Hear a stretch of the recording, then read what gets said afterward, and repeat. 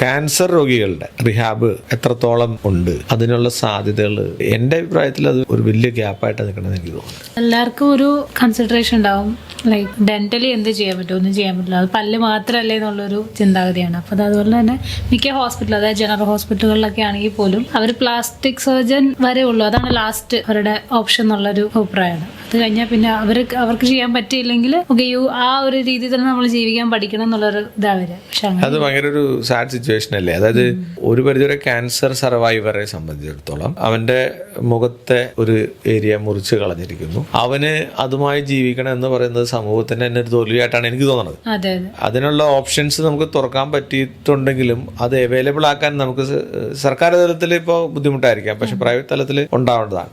പക്ഷെ എൻ്റെ അഭിപ്രായത്തിൽ അതൊക്കെ സർക്കാർ തലത്തിലേക്ക് കൊണ്ടുവരണം. കാരണം അത് റിഹാബാണ്, അവർക്ക് ജീവിതമുണ്ട്, അവർക്ക് സൊസൈറ്റിനെ ഫേസ് ചെയ്യണം. എല്ലാ ക്യാൻസർ സെന്ററിലും അത് വേണമെന്നുള്ളതാണ്. മാക്സിലോഫേഷ്യൽ ഏരിയ, പ്രത്യേകിച്ച് മുഖഭാഗങ്ങൾ ഇന്ത്യയിൽ ഏറ്റവും കൂടുതൽ ക്യാൻസർ ഉള്ളൊരു ഓറൽ ക്യാൻസർ ആണ്.